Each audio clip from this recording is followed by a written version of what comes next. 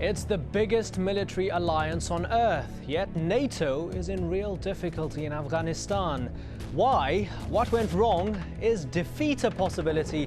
And what does that mean for the future of the alliance? This is Inside Story.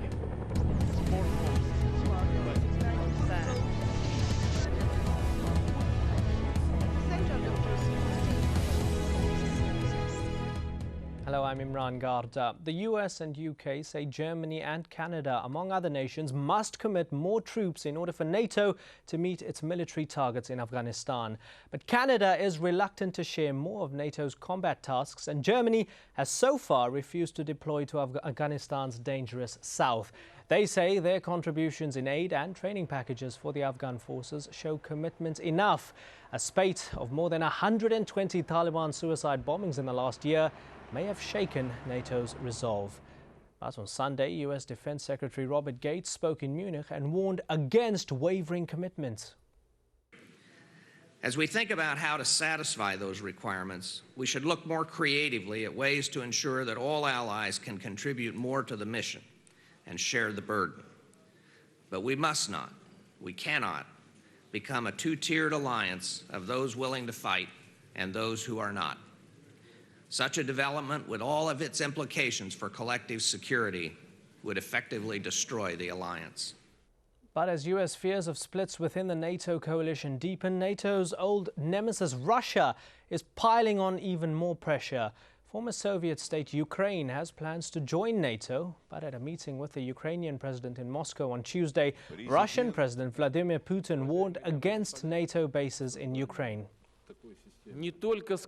Not only to talk about it, it's scary even to think about it.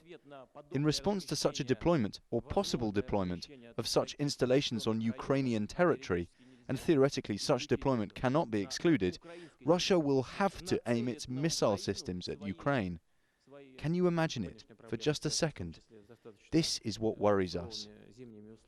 Now, since the collapse of the Soviet Union, NATO's had to redefine its role, arguing that instability in other areas poses a threat to its members. A 16,000-strong NATO peacekeeping force remains in Kosovo in the wake of the Balkans conflict of the 90s.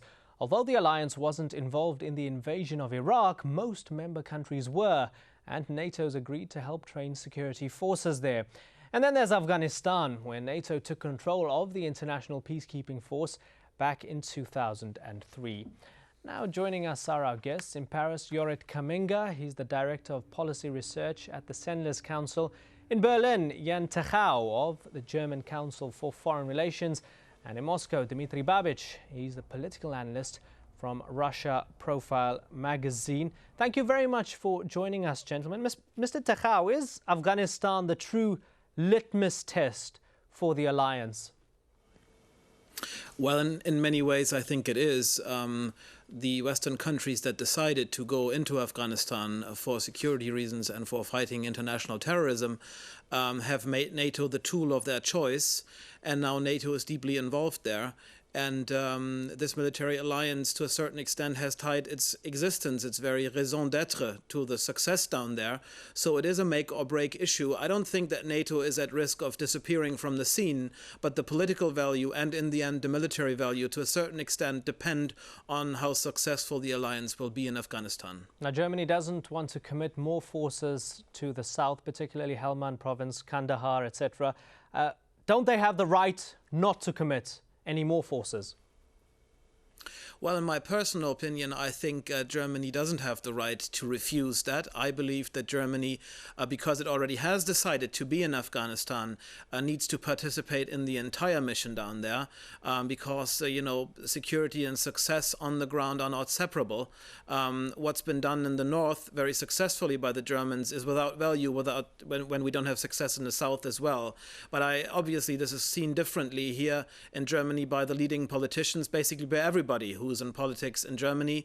And that is a huge problem here for German foreign policy makers, that even those who find the strategic imperative compelling in Afghanistan can't speak their mind and can't fully commit to the cause, because the public and even to a certain extent the political elites, to an overwhelming extent actually, are against expanding German activities down there. That's the dilemma of the German government and its foreign policy commitments. Jorrit Kaminga, Robert Gates had some stern criticism of Germany.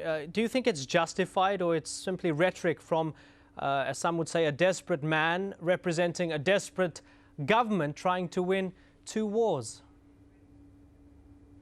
Well, on the one hand, it's justified. However, the criticism should not only be raised against Germany. Other countries such as Spain, Italy, and also some non-NATO countries should be more involved in those crucial areas.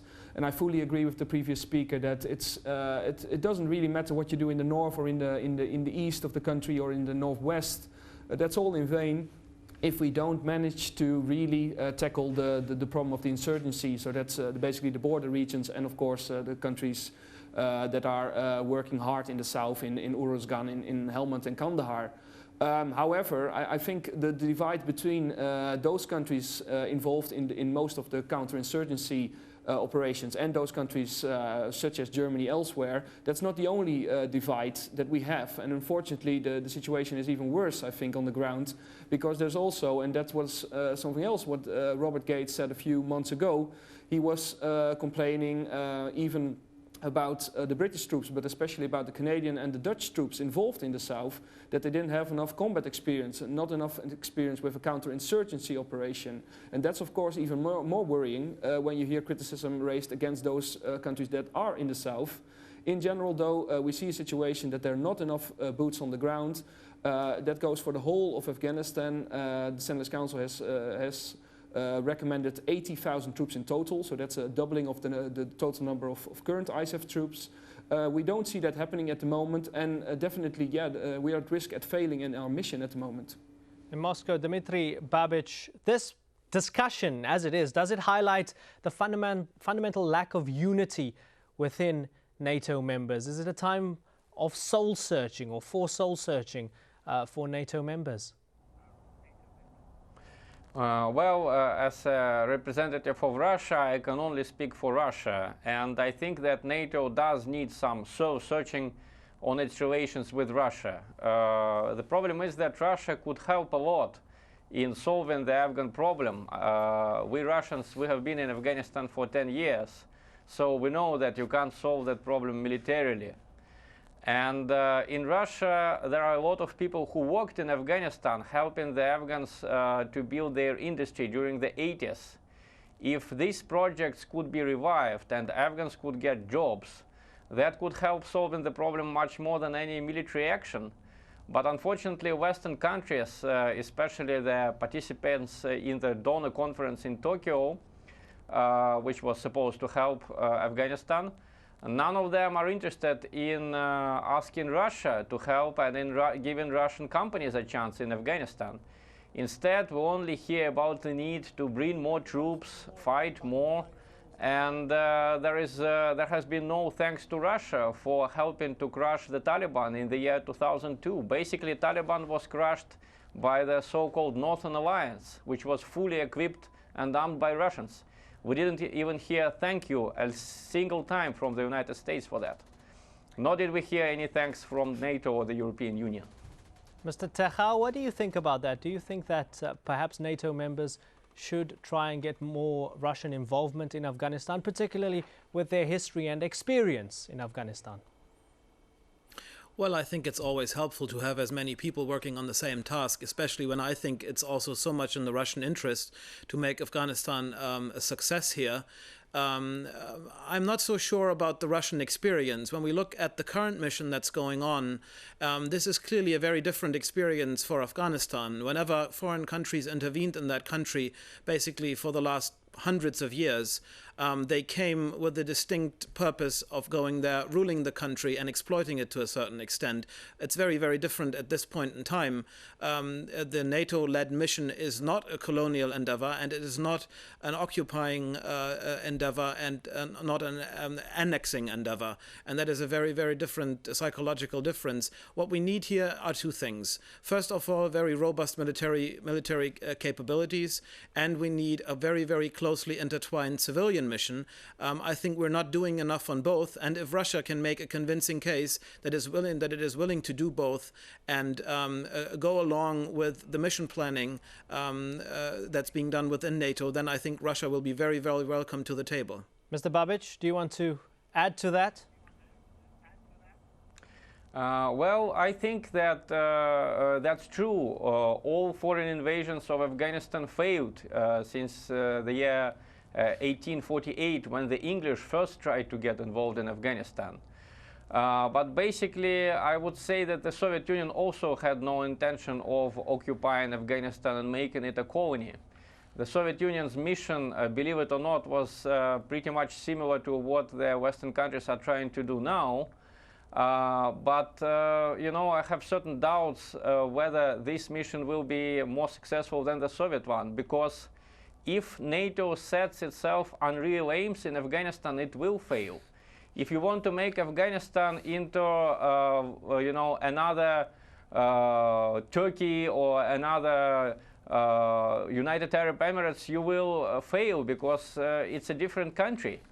And if you bring there the most modern industries, as it was done in the first years after Taliban's collapse, you are going to fail.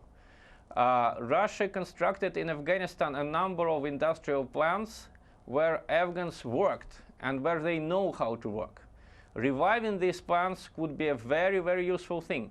But as far as I know, and I talked to Russian diplomats working in Afghanistan, there are two forces opposing these plans. One is the Afghan government, which is made up mostly of the people who got educated in the West. And the other one is NATO mission, which still perceives Russia as more of an enemy than an ally. Jorit Kaminga, many experts are painting a very gloomy picture with regards to Afghanistan at the moment. I've got a quote from Paddy Ashdown here. He says, I quote him, "With fighting in Afghanistan now entering its 7th year, no agreed international strategy, public support on both sides of the Atlantic crumbling, NATO in disarray and widening insecurity in Afghanistan, defeat is now a possibility." He paints a really gloomy picture. Is he accurate, particularly about NATO being in disarray? Yes, I think he's quite accurate. We take our information from our field research. We have permanent presence in the south of Afghanistan and in Kabul, and we have been able to research the situation for the last 3 years already. We talk to the people on the ground to get a sense of what they feel about the current situation and about their needs and challenges at the moment. And from this information, we can definitely conclude that the situation is much worse than it was in 2002, when we started as the international community our reconstruction work. But also, it's much worse than in 2004, when President Karzai was elected as president.